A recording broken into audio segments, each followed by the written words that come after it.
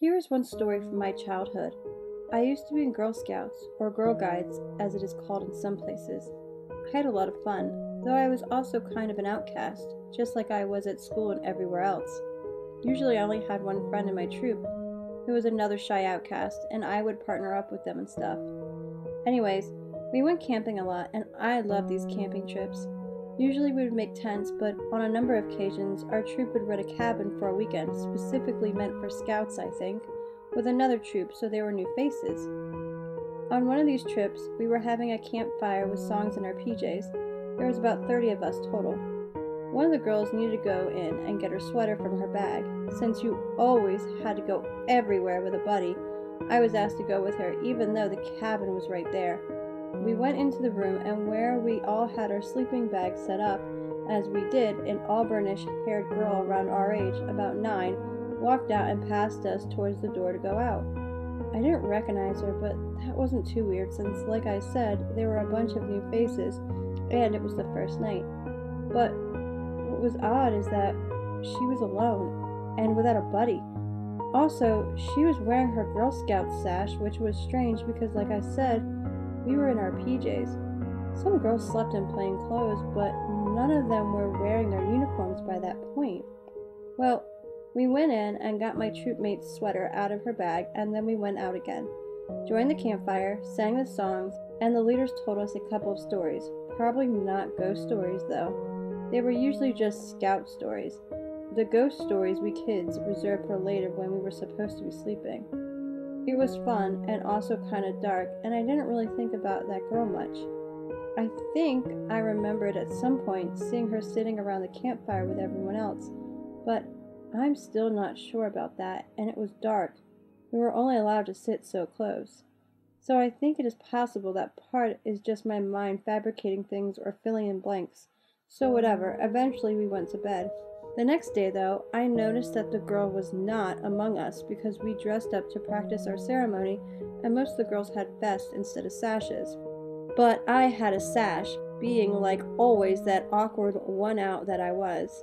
And I looked around to see who else had a sash. Only a couple other girls did, but I couldn't find the one that I'd seen the night before. And apparently, no one was missing because we had done our count off that day and everything was fine. I even asked my troopmate about it, the one who had been with me while the girl passed us, and she said, yeah, she remembered it as well, but the girl was nowhere to be seen. I asked someone else in another troop about it, and when I described the girl, she was like, oh, you mean Teresa? But it wasn't Teresa, who was another girl with reddish-brown hair.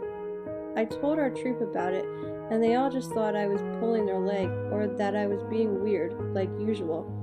I never made up stories like that, but I did do other weird things. Then when I asked my troopmate for support, she changed her story to say, well, I thought maybe I saw someone, but I'm not really sure. Probably to fit in with the others, I don't know. I was the kind of kid who tended to put her foot in her mouth a lot, and I was very insistent about things, especially when I thought I was being dismissed or ignored. So I kept pressing about it until they got annoyed at me, and eventually my feelings got hurt, so I dropped it and sulked a while. And I had a really hard time sleeping that night and did not have fun with the ghost stories. I have a few other stories, but this is the only one in which I possibly actually saw something or someone in a solid form. Oh, I don't know if this is the right site for posting this. This is the first time I've ever been on Reddit, but I feel the need to get this out there. When I was little, my parents and I lived in a neighborhood outside of a big city. It was a small neighborhood filled with old couples and immigrants from all over the world. There were a couple reported sex offenders in the neighborhood, but my parents weren't concerned because they both old and wheelchair bound, and I was young and could easily outrun them. But they weren't really the problem, seeing as their homes had steps in front of them and they were too frail to attempt to roll down them.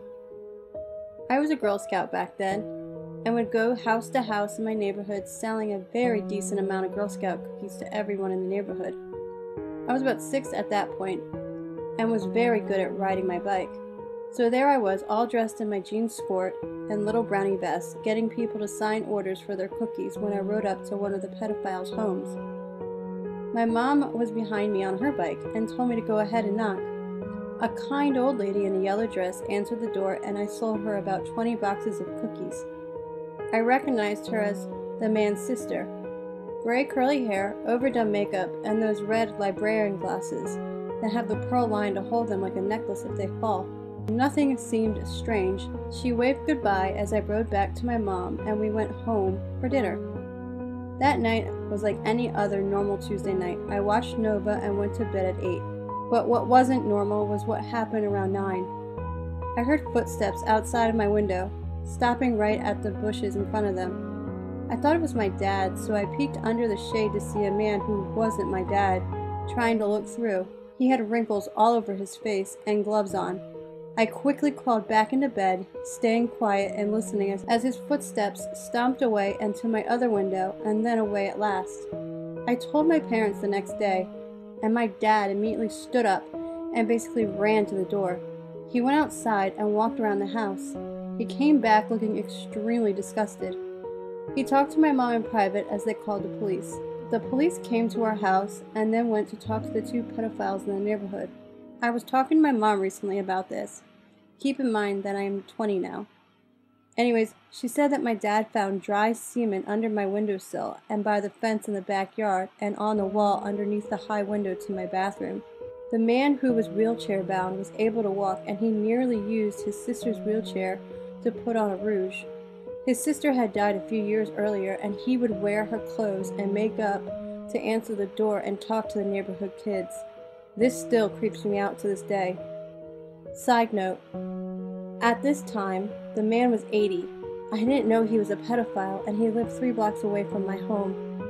In the 90s, before everyone had cell phones, my Girl Scout troop was camping in a state park when a terrible storm came through the area with major flood warnings. The rangers at the park frantically came through every campsite and evacuated everyone to higher ground. Everyone, that is, except us and the Boy Scouts in the site next to us. We went to bed with light rain, but woke up in the middle of the night to our tents collapsing from the driving rain and the water level quickly rising. The boys were 12 to 16 years old and we were 7 to 9-year-olds. They helped us pack our sites into our cars, but unfortunately, the roads were too dangerous to drive on because we couldn't see how deep the water was, and we didn't know if any sections of the road had been washed out. We abandoned all the vehicles and used the map that the scout leader had to find some place that wouldn't be flooded. A few miles away, there were treehouse cabins that were built around a tree and lofted 15 feet in the air. It was decided that we needed to move quickly and that it was our best shot. The older boys and the adults carried the smallest girls, and it became clear that the wind was preventing them from staying on their feet. The wind and rain soaked everyone through the skin. We made it to the cabins and the adults broke in and raided the emergency supplies for their spare blankets. There was no way to build a fire because there was no firewood. It had been an especially dry year, and starting campfires was forbidden due to the risk of starting a forest fire. I remember shivering for hours, all of us girls in the middle of a huddle on the floor with boys on the outside, trying their best to keep us warm. One of the boys asked us if we knew any Girl Scout songs. Either camp songs are just more of a Girl Scout thing, or they were humouring us. We sang every song we knew, and the leaders taught us a few more that they had learnt as well. At some point, we convinced the boys to sit around with us. Morning came, the rain slowed down to a light drizzle, and the ranger showed up, assessing the damage to the park. He discovered us and immediately drove to get help. They returned with a bunch of trucks and all semi-terrain vehicles, and they all drove us back to the location where doctors were on site to evaluate us. It was severe luck that none of us had anything worse than the chills. It could have gone worse than it did. We were unbelievably lucky to have survived it all. We could have easily died in our sleep if the flood had come through all at once instead of just slowly rising. And if the Boy Scouts hadn't been there, then us small girls would not have made the hike to safety. If we had tried to drive, we would have been washed away. I used to be a Girl Scout, from kindergarten to the start of 7th grade. I was one of the girls who worked the booth sales, just like you see in front of grocery stores. My mum was the leader of our troop, and at the time, we had about 3 or 4 girls there that day. The parent scheduled to come in later, but help just wasn't there yet, just my mum and us girls. At one booth sale in front of Walmart on a Sunday, my mother had run out of small bills to make change, so we needed to run to an ATM on the other side of the store. She didn't want to leave us, but we promised to stand out further so she could see us from the door if something happened that needed her attention. Now, we ranged in age from 6 to 9, and we were having a lull in the cookie sales for the day, so we were bored and not paying attention as little girls do. We were goofing off away from the table, running back and forth from one end of the doors to the other, and just generally pissing around. No sales made. We didn't talk to anyone, no one approached us, and my mother was gone from less than 5 minutes to the ATM. When my mum got back, she screamed. Sitting on a table was a picture of me that someone had taken with an old Polaroid camera. It was a picture of me with a piece of paper wrapped around it. I think it said, "She's beautiful. You're welcome." She never left us alone again. I don't know why it was me out of the 3 or 4 girls there, and I don't know why none of us were paying attention and didn't see someone leave it on the table, but it's creeped me out ever since. So creepy guy in the Walmart parking lot taking pictures of little girls? Let's not meet. When I was around 13, I went camping with my Girl Scout troop. This wasn't uncommon for us, as we camped often at least twice a year. The only difference was that my troop had the privilege to camp at 2 nights and in a cabin. The cabins were not big. It was 5 foot, and if we were to lay down, width-wise, we only had about 3 feet of walking space between the bunks. Each side had 2 sets of bunk beds, so there were 8 beds in each cabin, and there were only 4 cabins. We had a large troop, so we occupied 3 cabins including the mums who stayed the night with us. During the day, activities went on as normal. Other troops came to spend the day as we did arts and crafts, archery and other sport-like events. This ended around 7 when all the other girls went home. Around this time, we cooked dinner, ate, talked and then started a fire. We sat around and had girl talk like normal, ate dough balls and marshmallows until 9, and then we had to be back in bed due to the camp curfew. In my cabin, I had my 2 best friends, one in the bed below me, and the other in the bunk bed across from me. We had bunks that were close to the window, and my mum was sleeping in the cabin across the way, with my troop leaders and the other mums. Soon we were all asleep, except my friend Lisa, who was below me and wasn't very good at sleeping outside.